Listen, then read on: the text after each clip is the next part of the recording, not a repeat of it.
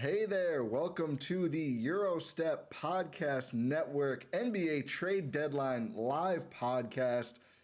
There's a lot to discuss. My initial tweet about this, I said, we're going to break down some Greg Monroe tape at 1:30 unless something else happens that may be worth discussing. We've had a few things, primarily, I think, for the Bucks. What actually involved the Bucks? It's Serge Ibaka. There's some other obvious big moves to talk about too. Joining me to do so, Gyro Step co-host Rohan Kadi and the Win in Six crew, Jordan Tresky and Adam McGee. Folks, on a hectic day, how's it going? It is hectic indeed. Lots and lots of news coming through. It's hard to keep track of all of the trades that are happening, but it's good. I was going to say it's controlled chaos, but that makes zero sense whatsoever. So it's just chaos, but it's enjoyable chaos. How about that? Was there a bigger trade than the Bucks getting Serge Ibaka? I kind of just, logged off then because I assumed that was it. Trade deadline's over. I don't know. I mean, what else happened? The Raptors got Thaddeus Young. That's true. They did the Bucks PJ Tucker maneuver of trading from a bad first to a pretty good second rounder to get a guy who probably was going to get bought out. I think the real news is going to be, can the Bucks actually successfully trade Dante DiVincenzo? We've seen them try and fail before. I don't know if it's actually going to work this time. But Jordan, what is your thoughts on the big move? Yeah, Mike Batiste, that Wizards assistant head coach that got fined. I mean, good Lord. It is really popping today. That flustered. Yeah, Dante got moved. Now, it doesn't work the first time when you get traded to the Kings, but it definitely works the second time. Are we sure that they traded the Dante we think as opposed to Dante DiVincenzo? The fact that Woj got Shemi's last name so wrong twice in a row, I don't think he ever fixed it. He was just like, whatever, nobody cares. And Marvin Bagley got Junior corrected to the third, and Shemi's just there being like, my whole name, like it's wrong. Okay. We should probably say the full trade first before the actual trade. Okay. So in this trade, it is a 4-team deal involving the Sacramento Kings, Milwaukee Bucks, LA Clippers, and Detroit Pistons. The Sacramento Kings get Dante DiVincenzo, Trey Lyles, and Josh Jackson. The Milwaukee Bucks get Serge Ibaka and 2 future second-round picks and cash. Gotta remember cash considerations. The Clippers get Rodney Hood and Semi Ojeleye, and the Pistons get Marvin Bagley Jr. That's the trade. The real Clippers haul is $30 million in tax savings, and I think there was a lot of, they took on salary in the Norm Powell thing. They're going to be better next year for that. It makes a lot of sense to dump some where you can, even knowing Steve Ballmer is richer than God. But yeah, I think from the Bucks perspective, I feel like we're all on the same page as another trade breaks as I'm talking. Montrezl Harrell to Charlotte. They needed a center. I heard they were in on Jakob Poeltl. I think this is a lot less moving to me than that would have been. But we'll see what they had to give up to the Wizards. But I think from the Bucks perspective, I think we're all fairly pro this trade. Moving Dante and, roster float some for 2 picks, flexibility, and Ibaka, where, I tweeted this earlier, tweeted a lot today. We all have. Follow us all on Twitter. It's actually not on the screen, but it usually is. You can find us. Is the picks and the roster flexibility actually more important than Serge Ibaka in this trade? And I like Ibaka. I think he's a fine backup big man. But I think it's close to at least 50-50 on priorities of why the Bucks do this, because it felt like they were a little hamstrung by having so many guys who just really could not play. And now they have room to try and find some guys who maybe can.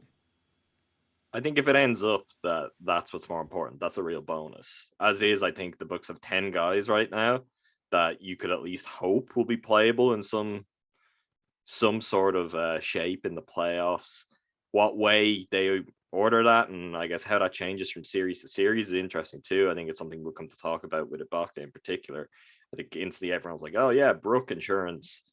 Also possibly Bobby, if there's a series where you don't like Bobby and they have to go somewhere different, it may be something that they have in mind that it's just a different look. But that would be a real bonus, because I think right now the players they've got are good.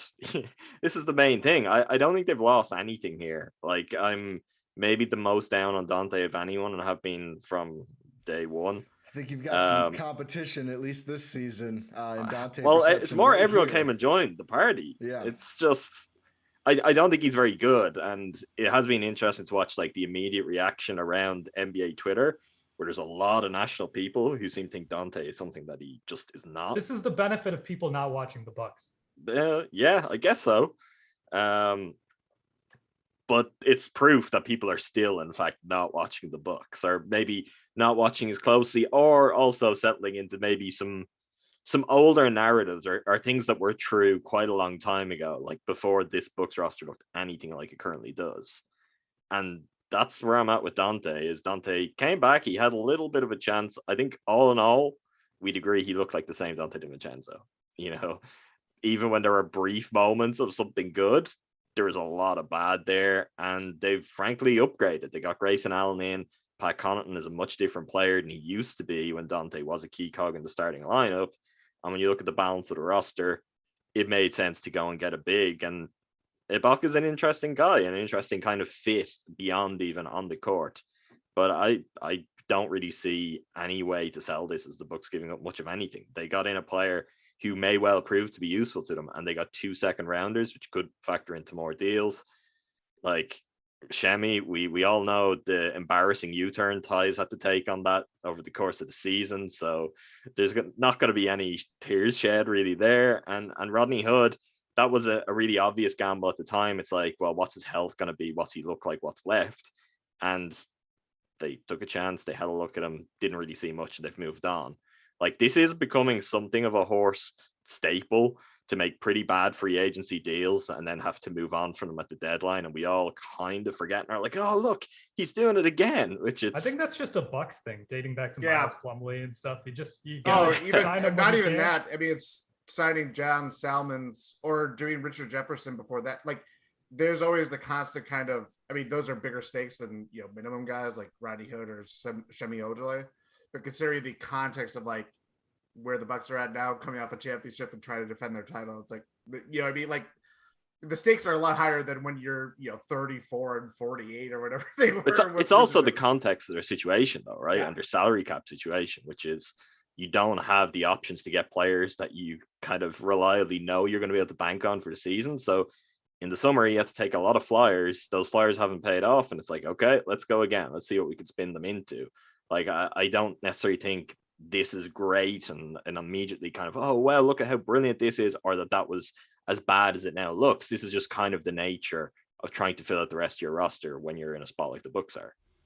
I think the key, go ahead, Jordan. Key thing, too, is that moving off Dante now, they had no other choice. Like, yeah, you could have, you know, dangled out, or go, like, if you kick the can down the road, you'd be like, okay, maybe we can get something out of a sign and trade, you know, just based on having his restricted rights or restricted free agent rights. But it doesn't help them now. That wouldn't help them now. They had no choice to fortify their front court with a guy. Yeah, Serge Ibaka does have durability questions. But considering that, like, I'm not saying Greg Monroe on a 10-day contract was, you know, this big bandage that sopped up everything good for the Bucks. But the fact that we're dealing with like that kind of replacement level player, and you're bringing a guy that at least can give you maybe 10 to 15 minutes when, you know, it's time to play for the season, everything's going, you know, worst case scenario. Yeah, worst case scenario. Are his durability questions actually worse than Dante's durability questions? No. And he's at a position, I think, of greater need just in terms of balancing the roster. Like, I was very much, they need a big. You guys all know that. Yeah. But now that they've got one, it's like, yeah, if they could find another guard, I'm interested. Dante wasn't that guy, though. So if you can use Dante to address that, and you can, whether it's for another trade in the next while or if it's on the buyout market, like, I think that's a pretty logical gamble. And also, to go back to the other drum I've been beating recently, like, Serge Ibaka is a really good guy who's well liked in the locker rooms wherever he goes. He's won a championship. He's a guy who clearly has been hungry for more. But his whole career, you go back to his Thunder days, he has been on like just genuine, legitimate contenders trying to win. And we talked about, and you the know, Magic. Well, that's also true. Look, you got to get paid. You have to get paid. Yeah. That got him to the Raptors, and he won a championship on that contract. So I think that all worked out at the end. But I think that's the kind of thing when you look at some of the ups and downs they've had, and I know I've been throwing it out there. It's like they need someone who's just a new voice, a different voice, but who's going to bring something to this team down the stretch. I like him as an option for that. And honestly, he wasn't really someone who was on my radar because I didn't see this particular trade coming in the run up to it. I always thought that the salary was going to be prohibitive, right? Because you're either trading Brook to get there, and none of us expect that, or it's 3 rotation players for 1. And you can do that, but it does add to the tax bill. And I'm not out here to beat any drums for spending or being proud of ownership or whatever, but it is a fact that they did, yeah, that classic Ty Windish right there. They did take on a pretty significant amount by doing that, and we'll see what happens in the coming days, but it's an expensive move, not asset-wise. I think. Well, let's see how much cash they got. We have no idea how much cash they got. Well, we know there's a limit. It's a couple million is the most. $2.5 million, I think. Yeah, so it's gonna. I mean, what they add, like a dozen million, a lot on salary. On tax bill, not tax. It added $8.5 million, yes, I think, to the tax. Because you need to fill out the roster at some point. So, but also because Ibaka had a trade bonus, like there was a trade kicker there. So, I didn't. So they actually went and got a player that was going to cost them more than his current deal when they traded for him, which is also notable. So I do think, and you know, I posed the question before: is it more about savings? I do think for all these reasons, like they do like Ibaka clearly. Like this was purposeful. I think you could have probably gotten off of Dante and some of the floatsome for, you know, fairly easily, right? Like I think there was real interest in Dante. I've heard a lot of things about teams that called and offered bad picks or whatever. Cavs, I think, were one of I've heard the Cavs were even floating some sort of a first round pick, which I find fascinating for Dante. I don't know if that's pre or post Karis LeVert, but pre. But anyway, they didn't do that. I think they do like Serge. I think they see Serge as fitting in, being a strong backup big, probably better for this team than Boogie or Monroe. And I think maybe not a Lopez replacement. I don't think this means anything negative about Brook's timeline, but maybe Lopez insurance because he's the most Brook-like center out of the 3 they've had on the roster this season. I think he's obviously not as good as healthy Brook, but he is more of a plug and play doing some of those same things. I agree, though, Jordan, entirely on Dante. I think they almost had to trade him, right? Like you look at, he's been an active detriment since the new year at least, minus 10.6 net rating.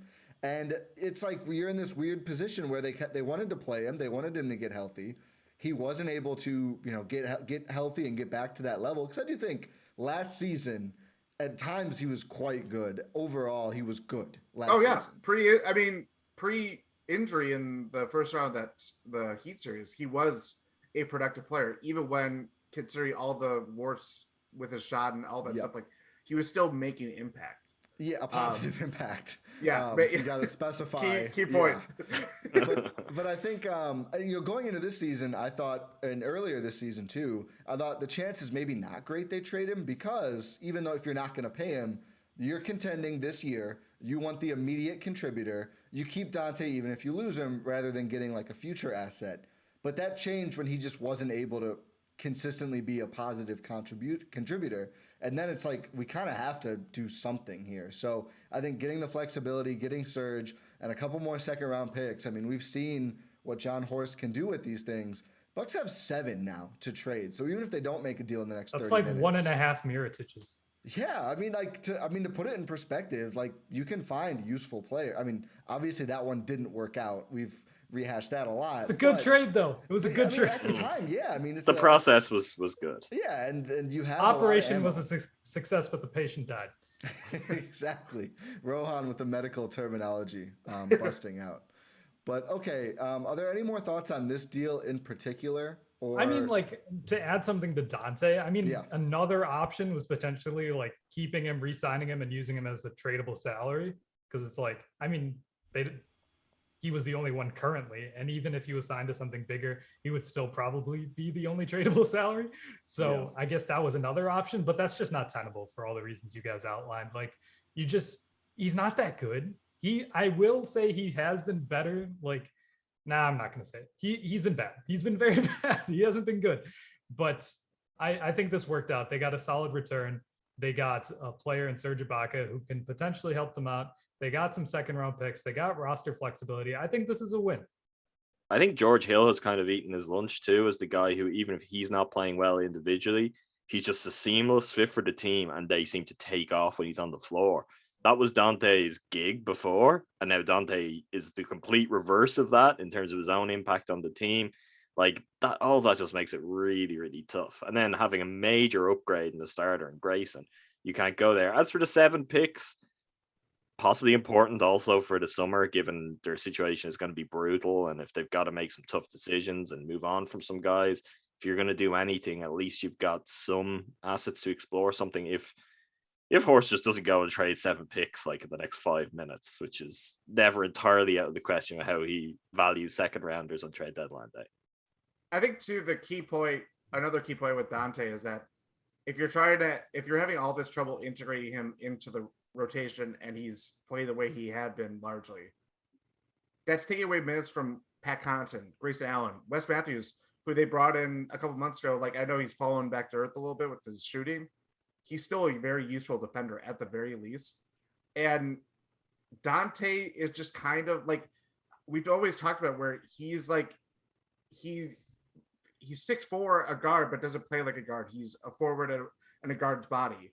And none of that like adds up into a useful player, and B, something that the Bucks honestly need at this point.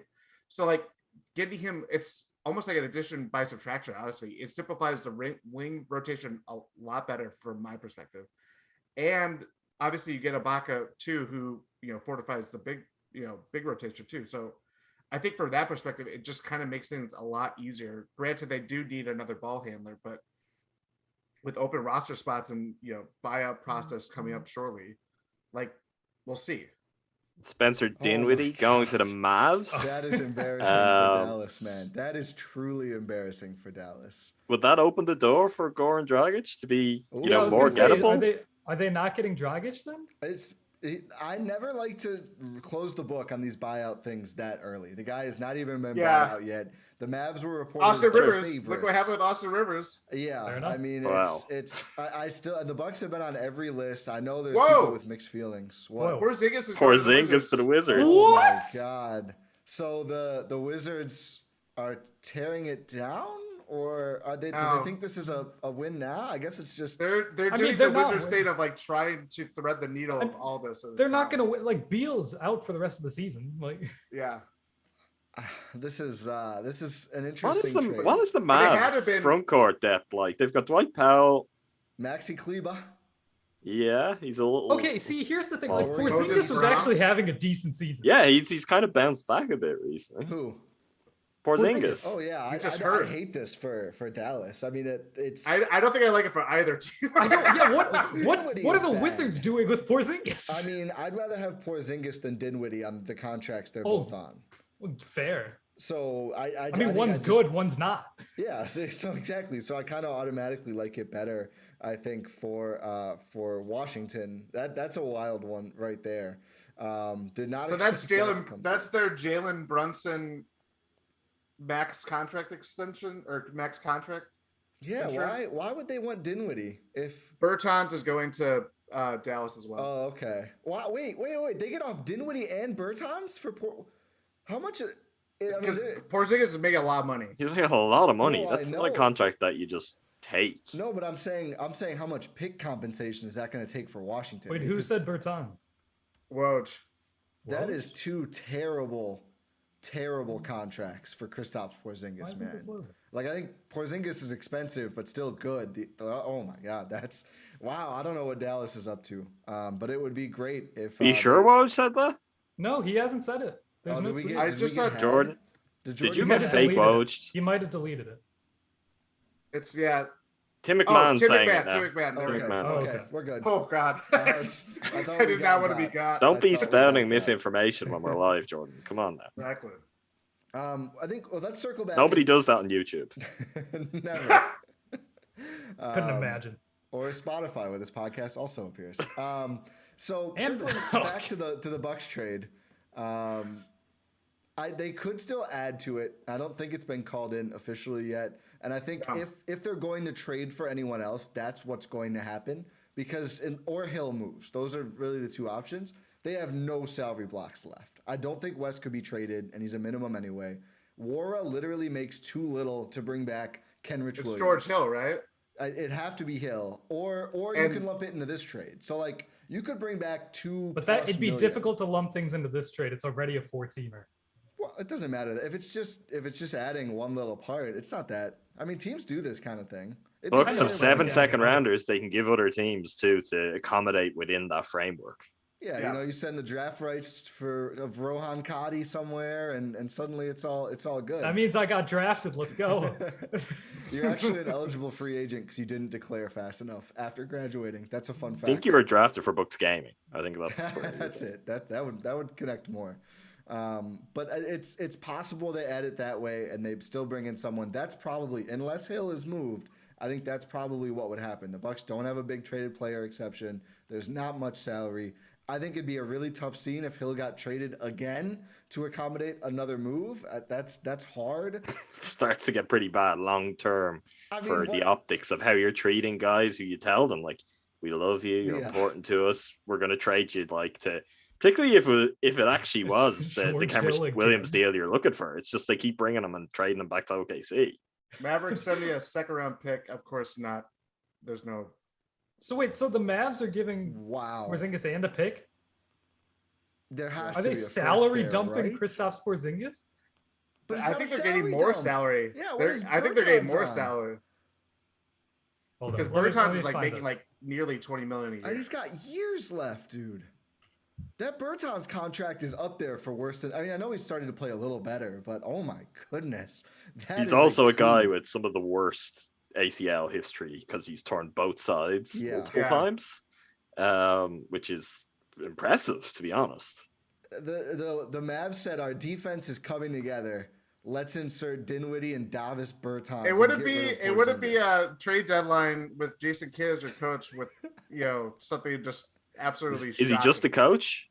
Do we think Jason Kidd sees a little bit of himself in Spencer Dinwiddie and just couldn't help himself? Is this deal a power play? The Bucks just acquired, or sorry, the Mavericks just acquired Shadow a tank? top 5 guard in Spencer Dinwiddie. MCW is a free agent. Maybe he'll be in the Yeah. fold too. Maybe that changed the Dragic equation. Maybe Jason Kidd has his eye on his protege. The Mavs are hilarious, but I think This is all hilarious. This is all hilarious. I love that we're too busy talking about the Davis Bertans move to get to James Harden and We should do Ben that. Simmons. That's a good Yeah, idea. let's get to that. I was gonna So- say, should we do buyout options first? But we can wait until after the dust. We settles. wait till Yeah, after. Yeah. So We still got 18 minutes. yeah. yeah, At big least. news of the day, besides Ibaka, is that James Harden has been traded to the Philadelphia 76ers in exchange for Ben Simmons, Andre Drummond, Seth 2 Curry. first-round picks, and Seth Curry. And it's James Harden and Paul Millsap going to Philly. Wow. Honestly, did not think that this was going to happen. Both teams were sort of like giving out reports saying that, oh, we're doing this. Oh, wait, we're not doing this. We haven't even talked yet, actually. Does this guy even have my number? I don't even know who this guy is. It's just like conflicting reports everywhere. James Harden And at doesn't the have end- an agent. Yeah, he doesn't have an agent. It's just wild. But the Nets, What would you big think? three- That makes it easy. You can just, text and call Daryl Morey to his heart's Yeah. content. I think- I think Woj is his agent right now, or that's basically what it is. You but at you the mean end- yeah. Windy? True. He has the keys Yeah. to the deal zone. That's the best thing to come out of this deadline. The deal zone. But the Nets' big three is no longer. The Bucks ended that, so that's a good job, Milwaukee Bucks. You ended that after 392 days. The Kevin Durant, Kyrie Irving, James Harden, Brooklyn Nets won 13 games, 1 playoff series, and that's it. That's it. So what my first reaction was, I think situationally, just for the situation both teams were in at the deadline, I think the Nets are the loser because I think everyone knew Simmons was just going to sit around and The fact that Harden basically bullied the Nets into breaking up their super team after they gave up everything to get him. And I know their haul is okay. They got 2 picks. Obviously, Ben Simmons, Seth Curry, Drummond. That's fine. I think the whole point of their team, though, was we have 3 MVPs. Nothing else really matters if we can get them on the floor. And they just couldn't, whether it was injuries, mandates, poutiness, general poutiness, which follows Harden everywhere. And I think it's just like a terrible look that, and I guess the Sixers kind of got bullied too. And I know Harden's been injured this year and everything, and we'll see how he looks in Philly. I don't think that's a perfect fit. But if you're the Nets, it's like you had to give up an MVP for James Harden, or for Ben Simmons. Ben Simmons. Ben Simmons, who has not played all year. So if 7 months. If you think Harden doesn't look good this year, Ben Simmons doesn't look at all this year. Seth Curry, who's fine, Andre Drummond, and a couple picks. I just think like, man, that's a tough scene for Brooklyn. And you can sell yourself on fit all you want. You traded for a guy who doesn't show up in fourth quarters. You already have a guy who doesn't show up for home games. How much is KD gonna have to carry in any given playoff series? I think the big takeaway here is that Brooklyn's ceiling got lower and Milwaukee now is the highest ceiling in the East. I agree. I think it is. Because Ben Simmons is a worse player than James Harden by far. Like for all of the James Harden playoff stuff, he's still been better than Ben Simmons in the playoffs. Ben Simmons will never win MVP. No, like never. He'll never come close to it. He's not going to, yeah, exactly. He's not going to come close to it. He's going to be making all-star teams averaging 12 points a game or something. It's just that's going to be the story of his career because he refuses to improve what he needs to improve. And he just has too big of an ego to really realize what he needs to do to succeed in the league. Sheesh. And we're going to see that on full display in Brooklyn, playing next to one of the greatest players of all time in Kevin Durant. Ben Simmons is going to let him down. This is all going to come crashing down again because not only are you trading away a player who is like, sure, he's requested trades from teams in 2 consecutive seasons. That's not great for the locker room. One gave up on an entire team. That's who you're acquiring. You are acquiring an even poutier baby than James Harden and on a worse player. I don't understand. I don't understand this at all. Also, like, the whole when the Nets made this big move, that's the new era with signing Kevin Durant, Kyrie Irving, scary hours. But like, and they obviously furthered that when they made the move for Harden. They were talking about this culture and all this stuff, and they play 16 games together, and it goes for naught. Like I understand injuries played a factor. The Bucks benefited from those injuries.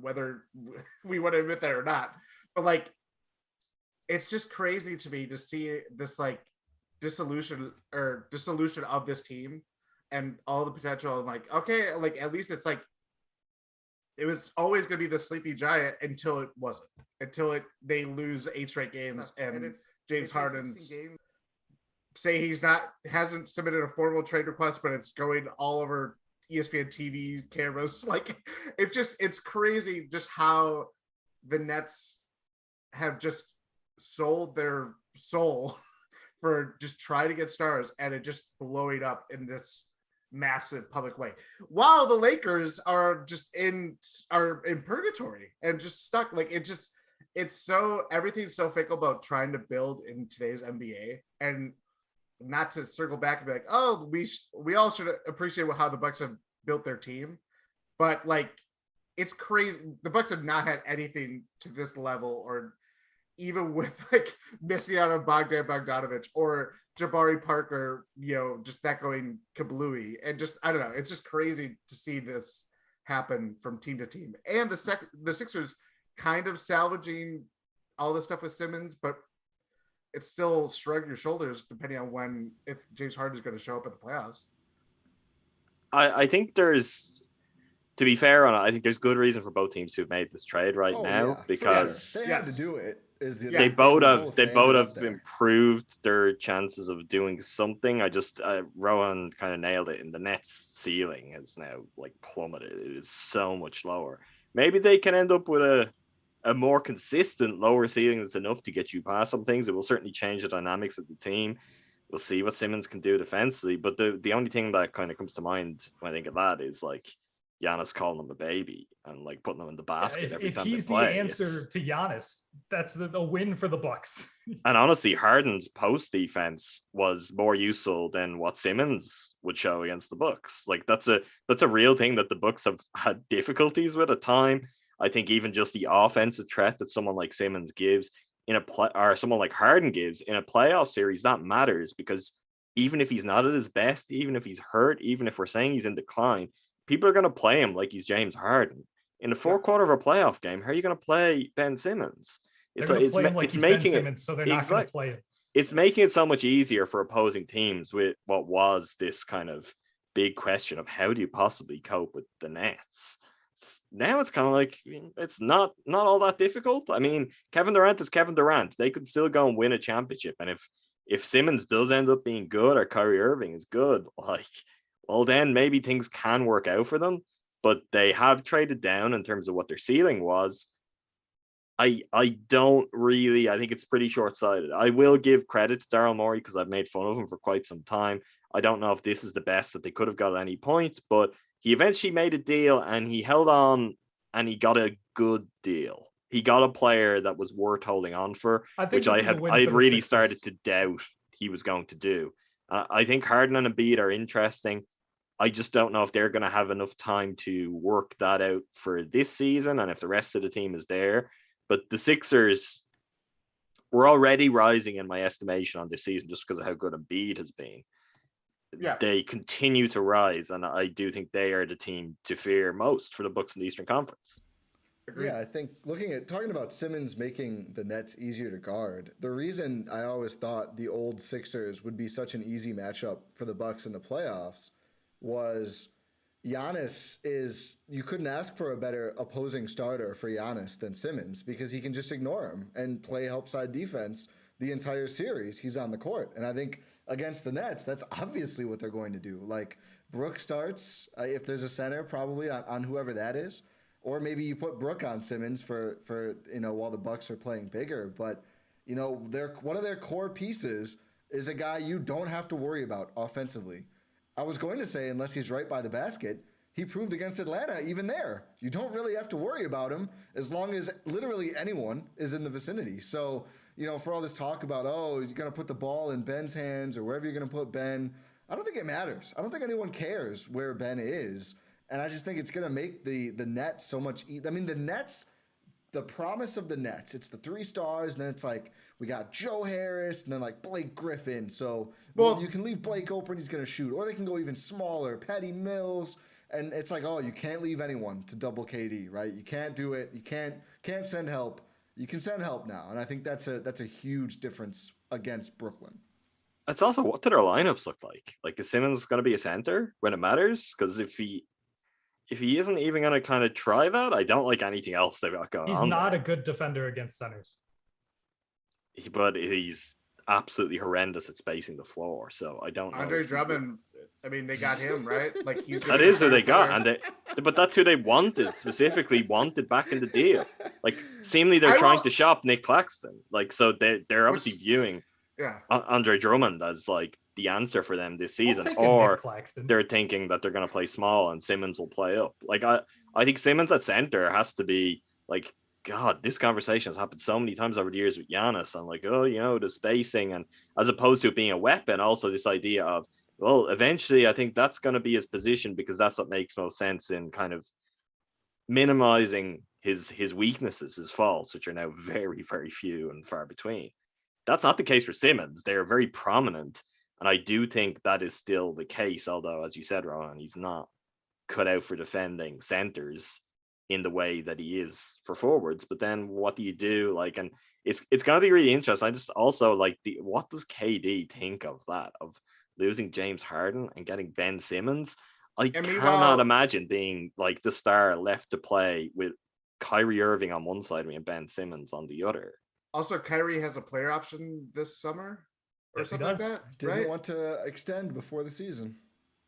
Which is like that. It's, I mean, credit, they did get a couple first round picks. Like, their cupboard was as bare as the Bucks were, but like, is it that they're worried Kyrie could opt out? Harden clearly wanted to leave. So are they viewing this as, well, at least we've got Ben Simmons now, as opposed to just KD on his own? I mean, I don't know if KD on his own and some cap space to work with is the worst thing. It's not a great free agent class. It's not. Yeah, it's not a great free agent That's true. class. That's the Portland And thing. I don't think they've handed so many contracts. I mean, Joe Harris, do we see him this season? It doesn't sound like it. Like, It depends on whether he gets a second surgery. The reports have been really dire lately. Seth Curry honestly kind of scares me a little bit more just because he is such a good shooter and really has proven it in the playoffs, even amid like all the Sixers mess last year against the Hawks. Like they get a nice rotation piece that way, but like this time last year, maybe a couple months later, like everybody's freaking out. Like they got Blake Griffin on a buyout. LaMarcus Aldridge just going there before his heart troubles and all this stuff. They made this like, it felt like a fantasy team, and it just blows up like it was a fantasy team. It was all a fantasy.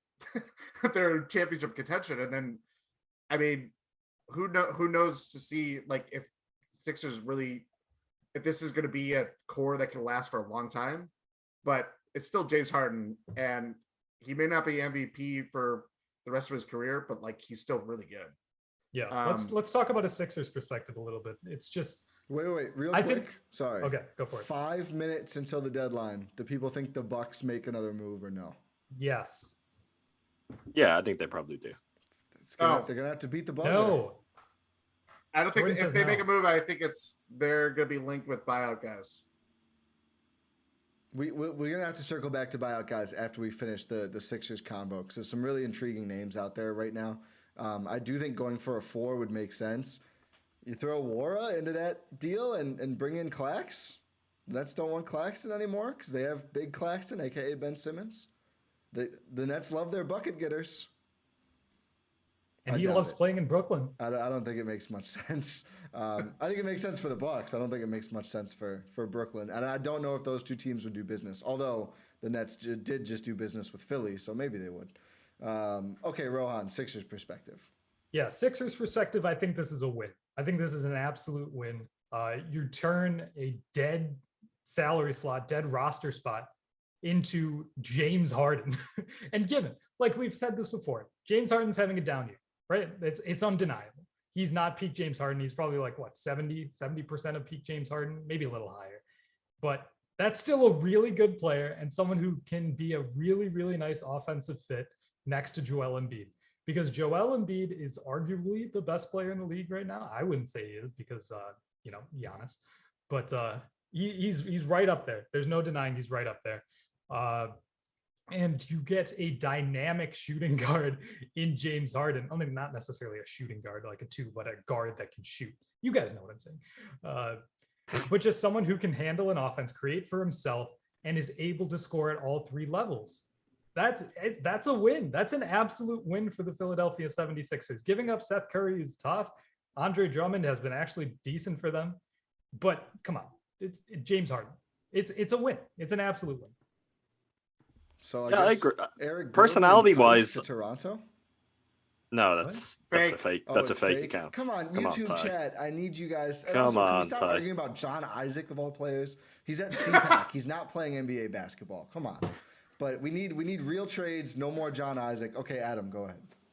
I think personality-wise, I think Harden and Embiid are going to feed off each other. Like I think it's one of the better fits that Embiid has had through all of the years of weird Sixers experiments that have gone on there.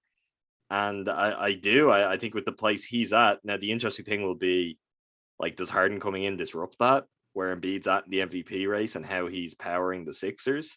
Or does Harden come in so glad to be away from Kyrie and all the circus that the Nets have been this year and be like, yeah, this guy is good. He's really good. There's no one actively taking this ship down right now.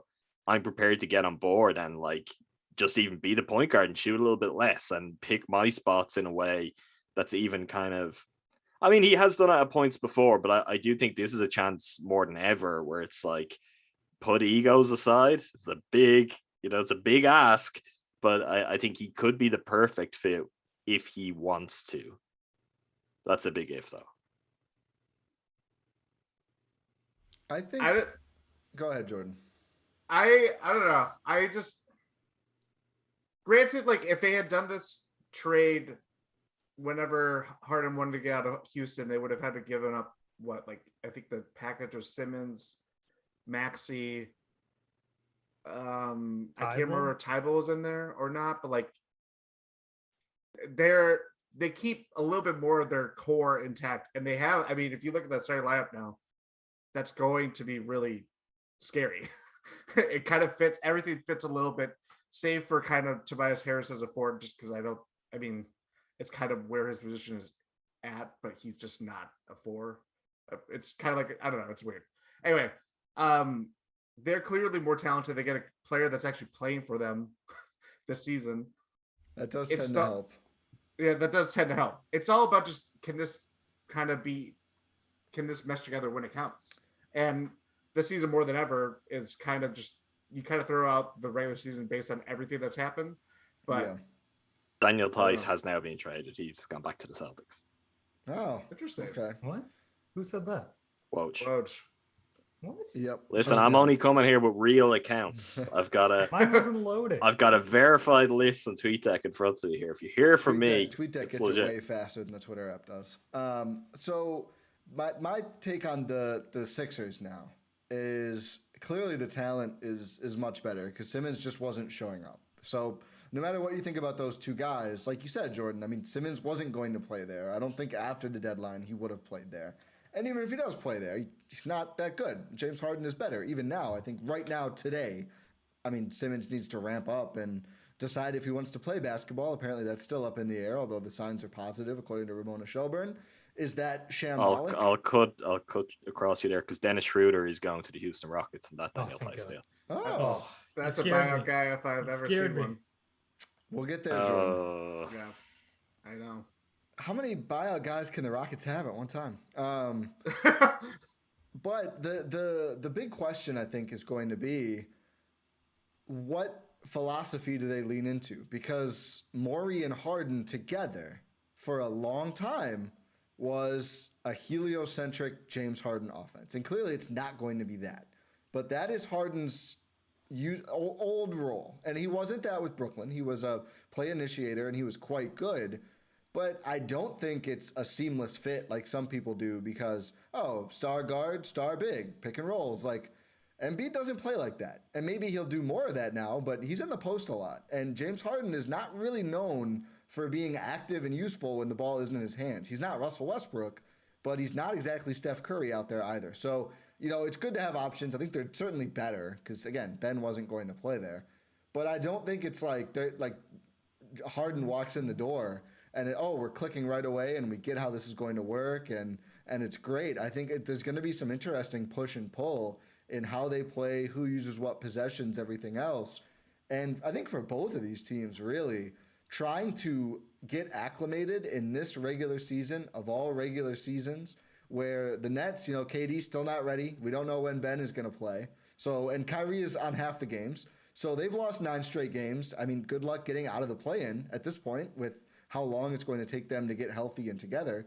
And for the Sixers, it's like time to figure out how this is going to work. You have 2 months basically before the playoffs start. So, I think maybe both of these teams looking a little bit toward next year too, but I just think it's really hard to get integrated that fast at trades of this cataclysmic level. Is that it for the trade deadline? It's, I would guess we'll have some more deals probably in the next few minutes reporting wise, but the trade deadline has passed, yes. 2:02 p.m. Central, 3:02 p.m. Eastern. The last trade, if it is, Tice for Schroeder is kind of hilarious. A little salary dump for Boston after they acquired Derek White. A White going to Boston is pretty par for the course.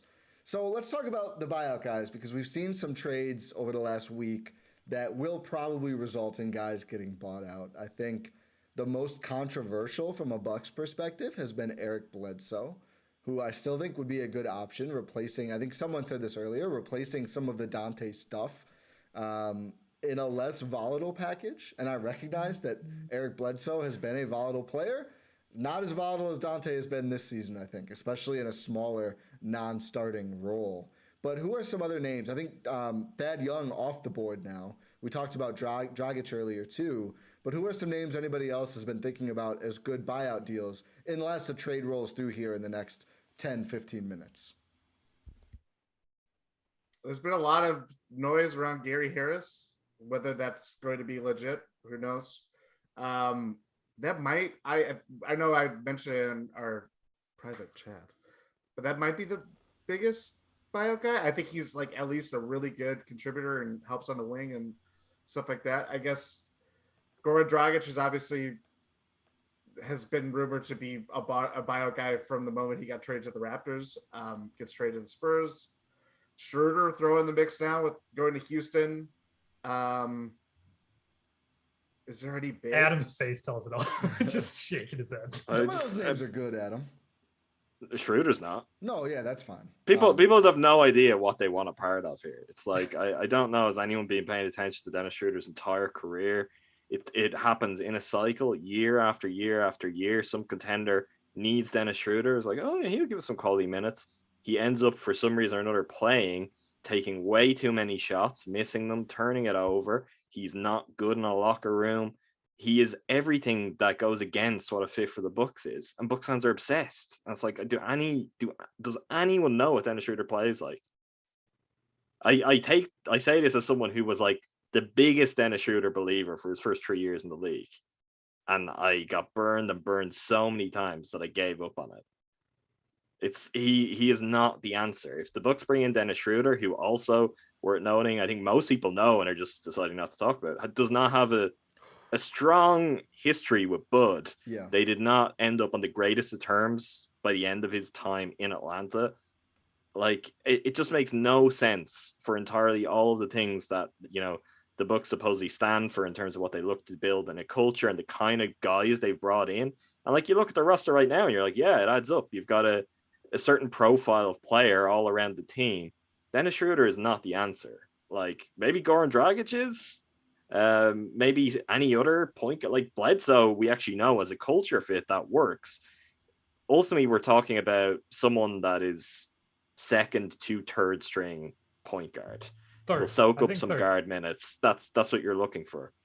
If Schroeder comes in and you're like, you're not playing, that's not going to go well. If Schroeder comes in and they play him, he's going to take lots of shots that should be Drew's or Giannis or Chris or Grayson's. And we're all going to be like, what's going on? People will tear their hair out about him. It's like, for me, I'm a fan of knowing when you just need a player who will give you solid minutes while largely staying out of the way of your good players.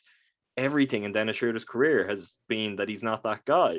Like, is he good for one incredible playoff game? Like a guy who come in, everyone remember how against the Teague game everyone was last year? The idea of the Teague game, the Schroeder game will exist. It's just like he's not going to be this chill character in the locker room the rest of the time. It's not been what his track record throughout the league has been. Every team that wants him, very quickly they're like, okay, let's move on from this guy. And at a certain point, you got to look at the player on the court, all of the reporting that's there, and you know, non-basketball stuff that's there in terms of his personality. And you're like, this is not the path the Bucks usually go down.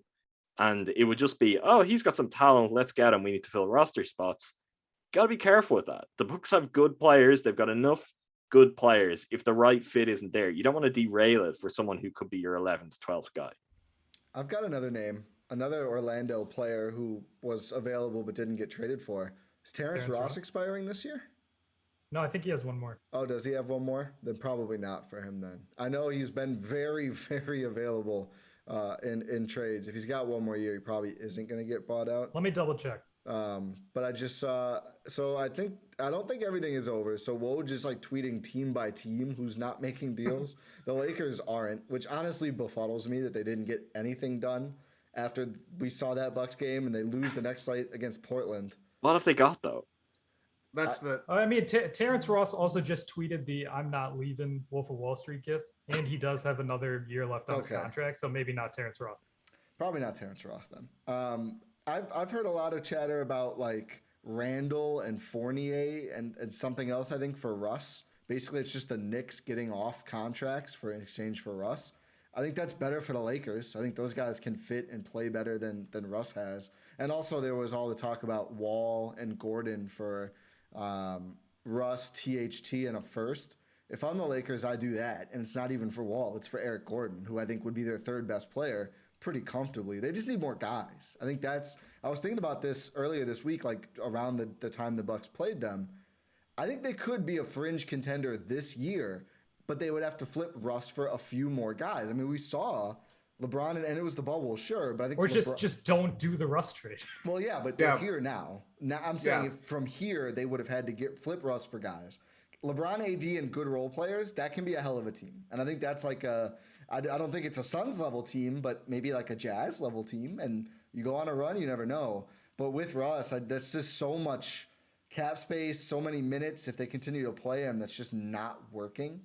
That's pretty brutal. I mean, they might at some point actually have to send him home, which is like, my God, what a depressing turnaround from the excitement they had when they got him before the season. They've only themselves to blame. Oh, for sure. Yeah, obviously. Like everyone knew that funny. except the very Lakers. Funny. Like if Pelinka could do his LeBron. job, they would be a good team. And he's terrible at his job. And they got the Asterisk championship. And they're living off the back of it. That LeBron quote after, which it was an interesting interview segment, him and AD at the podium after the Bucks game. But when he's like comparing the Bucks, he's like, yeah, after the bubble, everyone would be looking, if you ask everyone else, like, could they get to our level? They'd have said no.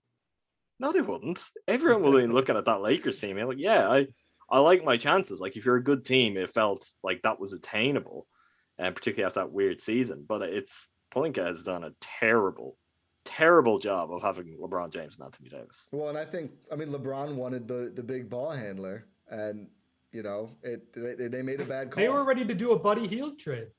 Yeah, and then they or went DeRozan. Yeah, DeRozan wanted to come there. Can you imagine? Obviously, Adam just railed about how bad he sucks for 5 minutes, but pay Schroeder something and keep KCP, Kuzma, Harrell. They're still better than they are now. Even if Schroeder is a disaster there, they're still better than they are right now.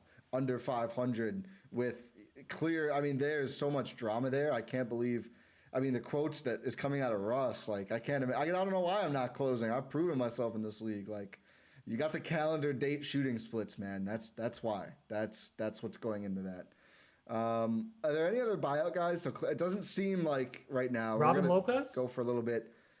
I don't know, but No, not thanks. anymore. But like, what's the point? Stein- What's the point now? Yeah. Mark Stein said something that they hit the Magic. I mean, again, it's reporting a lot of it's postulated around this time of the year, but they weren't actively looking to trade him. So even I get with it, his, though. Oh yeah, I think we talked about it last week where it's like you understand like the value he brings to the team, and if he's not like, he signed off, he knew what the Magic were going to be this year when he signed a 1-year, $5 million deal. So I think it's just that kind of thing. But I mean, never say never. But when you say what's the point, I mean, my only counter to that, and this hinges on a question that we'll get to shortly, which is the Bucks have just gone deeper into the tax. They have roster spots left to fill. So I assume that we're all assuming that they're not going to use all their roster spots. They're going to leave one open, save on tax. And also, they're not going to find 3 more useful players either at this point in the year. They might, honestly, one of those spots, we saw last year them convert Mamadi Diakite. I think Mamu's got a shot at one of these. They could do that with Mamu and save money that way. Yeah. And then just sign another 2-way guy that they don't bring back next year. Yeah, that could make some sense. But that's, I mean, like the options again. for them, right? In theory, they could just be like, okay, if Robin Lopez is there, let's take Robin Lopez as well. And if Brook doesn't come back, then that's like you've got Brook insurance in there, and you're rounding out your rotation the same way, because you could still get a guard and still get a forward. Like, they do technically have 3 roster spots open, and if players want to, and this is something that I am interested to see how it develops, but I don't know why buyout free agents, unless it's the guys who are really determined on a certain kind of role, why they wouldn't be looking to go to the Bucks. Do you want to go to the West, where there's really no guarantees of you even getting out of a round? Like, it's a bloodbath over there, and you look at the way the East is shaping up, it's like... And is Freedom available now? Oh, God, no. He's well and truly free. Yeah. Is anyone going to sign him? I hope not. I don't even... LP? I'm sorry, even- I can't. When I no. see push notifications with someone with the last name Freedom, I just can't help but laugh, I guess. And his freedom is free. Free on February 25th now. I don't even. The 27th. Second CPAC reference on the pod. That's got to be a record for us. I do think. I think Mamu getting signed is a good shot. In terms of buyout, so we had a question really early actually. Hold on, let me grab the name. I'd like to have the name of who asked the questions. It was Jesse, said Greg make it past his 10-day. I think almost certainly not now. He probably plays tonight because there's probably no shot Serge is going to be ready to play for the Bucks by tonight's game. They have a game and we have to stay up. Some of us are going to stay up and watch the Bucks at 9 p.m. Central tonight. Which Adam's out. Yeah, that I makes am sense. out. You probably catch the second half in the morning, honestly. It's pretty close. Yeah. But I don't think Greg will stay past that game. I think it'll be that, and then they'll move Ibaka into that role. So then I really think you got the 3 roster spots. You've got to fill within 2 weeks, technically. That could be 10 days. You don't need to have them. Or is it firmly up to? filled. It's not all 3. It's the 2, right? Yeah, up to 14 You need up to 14. players. Yeah. So they need to fill 2 spots at least. And I guess they might give a couple more days if they just let Greg play out the 10-day. Get at least a little more time, depending on. I mean, the trade's going to be finalized today. So maybe you only have to fill 1 spot. I don't know exactly how that works, but I would imagine we're going to see some 10 days at first, unless those enticing names come available early. We don't know. That's the other thing. The timing of this is, guys have to be waived by, I think it's Friday, March 1st this year to be playoff eligible. So that's the end of the buyout window. But, I mean, could Eric Bledsoe get waived today? Yes, that's possible. We just don't know. So I think maybe they get one guy relatively early. Would not surprise me at all, though, to see some guys get 10-day shots. And those could be more or less auditions, too. I mean, Diakite back? Who put that in chat? Sammy in chat? He's in there, of course. It's a dedicated listener. Diakite again. I think you want to try. I just want to win the bet. Is he gonna be like a water boy or something? You need whatever water boy just need to score 20 points in a game. He's 2-way eligible. But I think a forward, and I think your best case is like the Stanley Johnson thing, right? Like as much as we clown the Lakers, Stanley Johnson is like actually useful there. He was like the second best player on Tuesday night. I'll tell you that much. He was Former good, Bucks dude. Stanley Johnson for a day. Yeah. Oh yeah. Yeah. I wish they could find a way to bring him home, man. But someone like that. So maybe we just see some guys who are actually already available get shots as the Bucks play out the buyout market. But I don't think they're going to have these both spots firmed by the 2-week mark necessarily. It would not shock me if they just tried to buy some time with 10 days and maybe converting Mamu at some point. I was going to say, like, that honestly might lead to them doing another second 10-day contract with Moose just to tie it over the time with it. I don't know. We'll see. I can't remember what days he actually signed. That was like last Saturday, right? For the Blazers game. So I guess they don't need it until like Tuesday. Either way, like they're going to be buyout players. They have more than enough roster spots to kind of convince not just one guy, but 2. Kenrich Williams is staying put in OKC tie, by the way. As is Mike Muscala. Heartbroken. Would have been a really nice way to round out the deadline, man.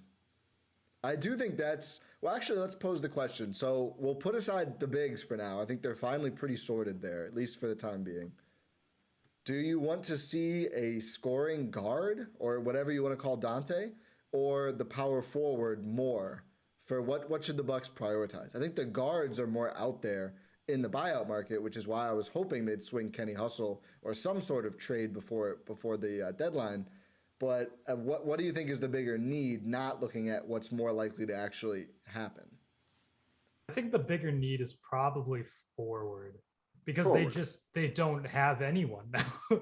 Like even your backup guys like Rodney Hood and your break glass in case of emergency and Shemi Ojeleye, those guys are gone. You don't have anyone anymore.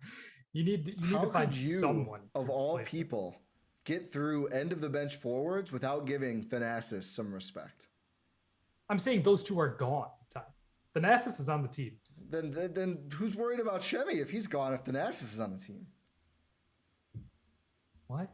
I think he had taken the break glass in case. Ty he is filled in making the spot. case that they don't need anything. Or this is no. Okay. Let me. I don't want to put words in your mouth. Ty is making the case that you should feel like they don't need anything because they've still got Thanasis. Kind of that. Closer to that. To that. I think waving Hood, you lose a guy. Waving Shemi, you lose. I think Thanasis had supplanted his 15th spot in the rotation guy. Wasn't a real point. Go on. Fair. Yeah. But like, you do have guards on the roster. George Hill is not currently playing for the team. Get well soon, George. But he's still a very, very good backup point guard. And when it comes to playoff time, you don't need like a third string point guard. I mean, sure, it's always nice to have more ball handlers than less. I mean, just look at last season's playoffs. Like Jeff Teague is playing a bunch of minutes, and we did get the Jeff Teague game as Adam predicted. But you don't want to be in that situation again. And as things are shaping up with the roster right now, it doesn't look like they necessarily will be. But one thing they'll be without is forward depth. Yeah, and it's more wing forward to me now than it was Yes. before Ibaka, because obviously if we're going to hope Brook is back, then you've got kind of combinations that could be awkward or they could work really well. We'll see what they look like in practice. But when you're going to have Bobby, you're going to have Serge, you're going to have Giannis, you're going to have Brook. Like there's going to be some, dare I say, big ball. Could there be some big ball possibilities in there? Could Bud have some fun, do some stuff? Oh wait, this is not a big baller brand. No, not big sorry. baller. No, I saw a big baller brand sweatshirt at an establishment in Oshkosh, Wisconsin last night, and I was stunned. Those are still out in the wild. Where were you? Why did you say an establishment? Oh no, a restaurant. Okay, I don't need my day-to-day haunts out there, public consumption. That's when we launch a Patreon. Maybe we'll drop that info there, or not. So people can flock, eat where Ty eats. Yeah, Is that going to be No, like just the way legend you said tier an on establishment page? was fun. I like to be vague sometimes. I totally lost my point now because of this. Big baller brand. Yeah. Well, I just think like it would if they have someone. I think it's more a small forward with size is what you're looking for now.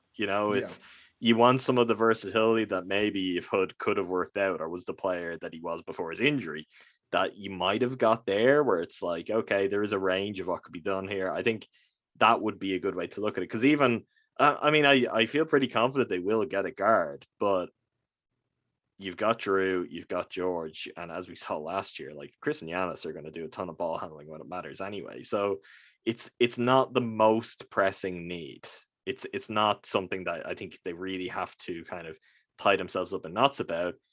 They would be in a slightly different spot though if there was a couple of injuries to their depth pieces. Kind of let's say if Pat got injured, just what that would do for your wing forward rotation off the bench.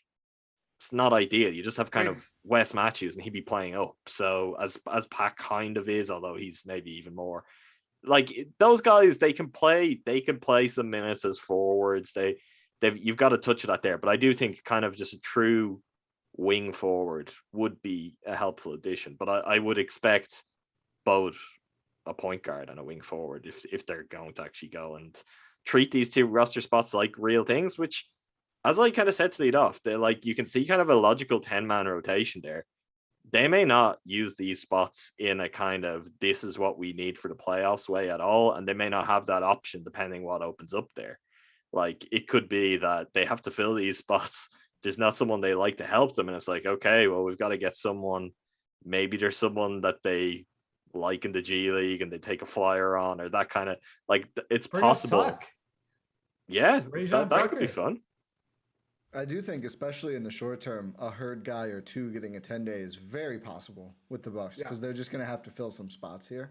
They have a lengthy break after tonight's game. They're off Friday, Saturday, Sunday. Depending, I mean, I'm not expecting a buyout to initiate and then have someone come to Milwaukee in that time. But sometimes Marvin Williams a couple of years ago, that happened pretty fast. And that happened pretty close to after the trade deadline, like after the deadline passed too. So if my memory serves, so who knows? Dale in the YouTube chat has the answer. He says Ursan is coming back, boys. And yeah, let's do it. Ursan Muscala. If Eric They need a Bledsoe's coming forward. back, if Eric Bledsoe, if seriously, if he can come back, I think the least that could be done for me is that Ursan comes back again. Yeah. No, I agree. But like just to talk about Bledsoe quick again, I'd like it. I'm a big Bledsoe guy. It'd be truly getting the band back together. Keep Moose, just ride If with you it. can't find better options, and it does depend on what happens at the buyout. Like they're guys that the chemistry is good, and this is to my larger point. It's like, don't mess with the things that really matter. Like the top end of your roster is not going to be overhauled. And are we all in agreement on that? As much as like they need something, or they could look to get something, they're not going to find someone on the buyout market who's going to completely overhaul their playoff rotation. No. So it's be careful what you're doing there. It's like, if it's better, just have a couple of vibes, guys, that everyone likes. Cool. Like if that's how they decide to do it, that's fine with me. Has been a good backup point guard in LA this season. Like he's been good. They just So need it's more like, production what's the on worst the bench. worst case scenario? I think. Yeah. They just need more production. And Serge will help a little bit, but I just think they're going to need some more Do- points. I mean, the trade is still not official, so maybe there's addendums made. I'm not saying that they're going to add like a major piece or anything. You're saying someone's got to take those 2 second rounders off the Bucks? No. Dante's going to be back? No. Uh-oh. Do they start? Does Serge Ibaka come in and start? Do they? I don't think so. I don't think so either. No. I think Brooke will, I know this is a topic. I mean, people it's ask, will Brooke a start? cold world out there, but fair. Brooke will start. 100% Brooke will start. Yeah. No, people Thank have you, asked because Jordan. Bobby has played so well. But I don't think Serge starts. I think Brooke will start. I think until then, Bobby's going to be the starter. Well, we'll see when. I mean, I know everything. If Brooke comes back, it's the biggest addition that they can make at the deadline. Very Yeah. true. 100%. I'm still scared as hell. Like, Yeah. what is? I mean, yeah, I mean, like, I know the autism is steadily progressing, but it's still. We thought this early November, and then, look at where we are now. It forced this kind of move to happen today. Yeah. So The current speculation is like March-ish, right?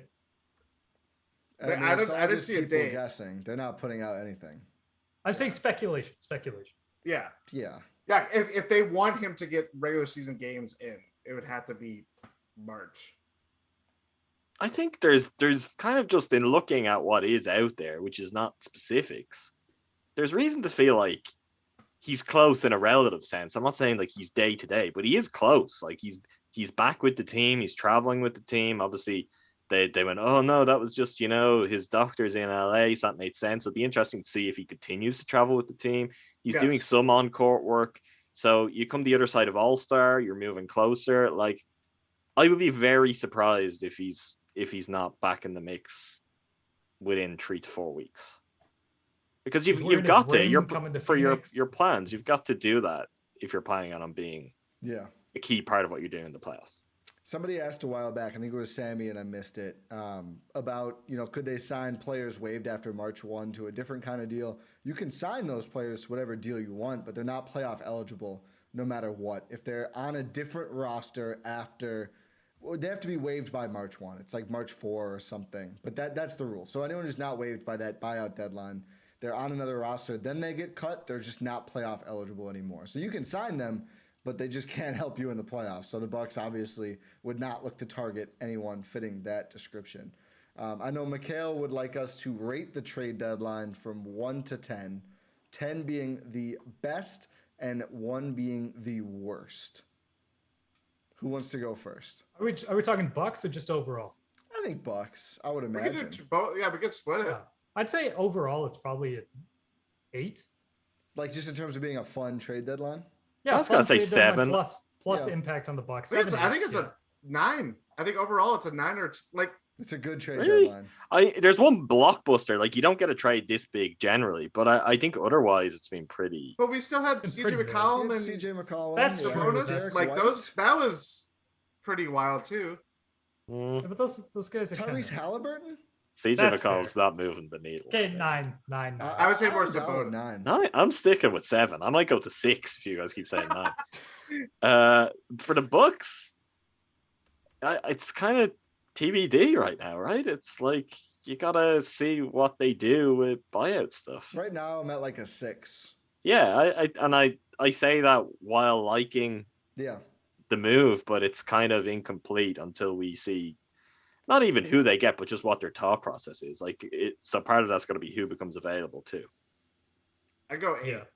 Oh, really a big fan? Or are you I just think It's an they easy got a grader rot- now. they This got a was never the rotation. way when you did post game grades back in your blogging days. That's true. They got a rotation piece. They kind of simplified their depth chart. They got more flexibility, which, if you want to make future moves, you needed something to kind of grease the wheels a little They bit. got assets, yeah.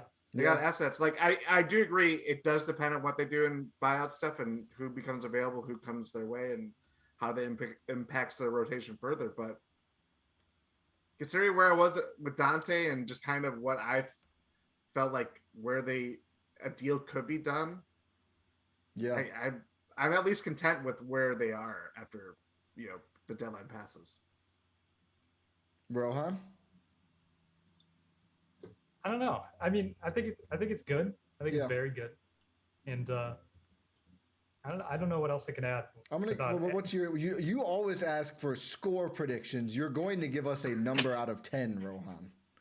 I don't know. I don't know why you guys keep asking me to do this. It's just pointless. I hate this exercise. See, do you see how I sound? Do you see how I sound? You sound like me. You sound like a wise man. Okay. Then I'm not giving. Okay, fine. I'll give it an 8. I'll give it an 8. Oh, I'm going like 6 or 7. I wanted them to take back 2 players total in the trade, just because the buyout market can be so unreliable.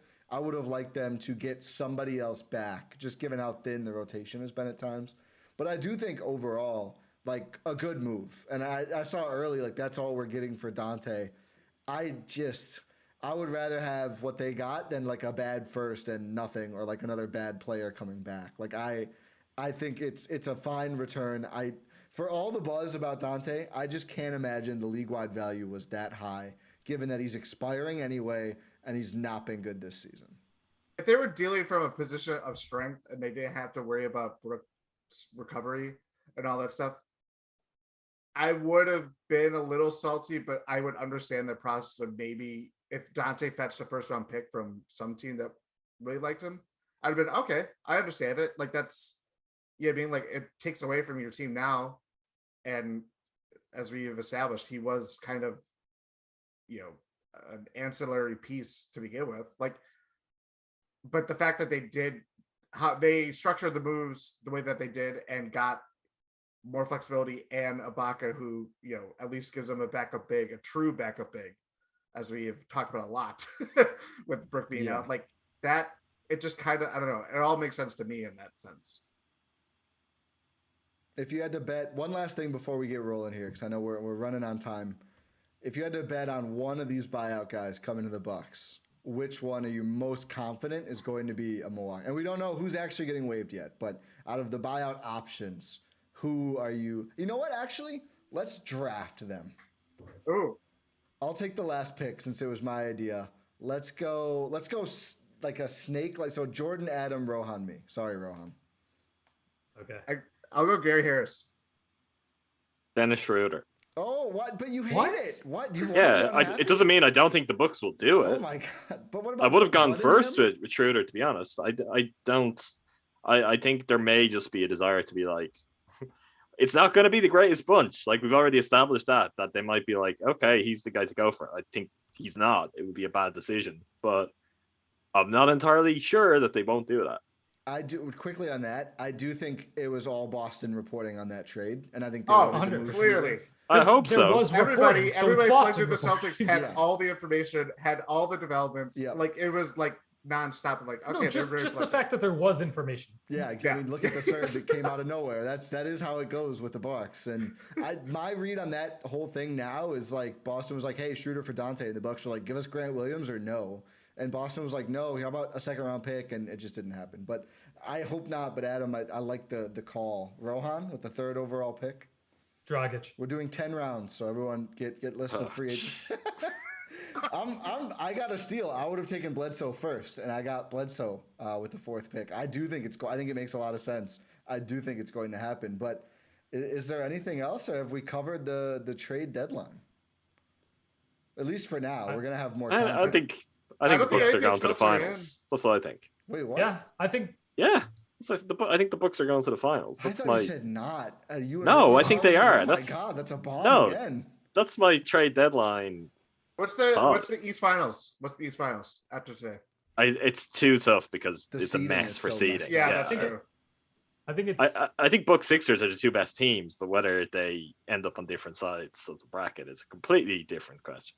The Bucks, I fact think that there's a shot. Bucks Nets. There's a shot that the Bucks, like the team that finishes second, gets Brooklyn in the first round. I think that's actually on the table. That's ridiculous. Like the Where's the playoff. team who finishes first? I was gonna say also, did the Nets not make the playoffs this year? No, they can't unless they lose Yeah. in the play-in. I Yeah, think they'll unless be they, in the unless they play-in. lose twice in the play. Unless depending where Kristaps they finish Porzingis, like whatever the Wizards are now. If you ask me to name 5 Wizards now, I would not be able to do it. I can't believe Kristaps Porzingis is on the Wizards. What Yeah. a deadline. That's What a weird deadline. team to. It's just a weird franchise. They've got that guy who I said is the most an NBA player has ever looked like me. That's like all of the Wizards I can remember. Corey Kispert. That's him. Yeah. Yep. Yeah, Corey Kispert. Yeah, I think we've pretty much covered it here.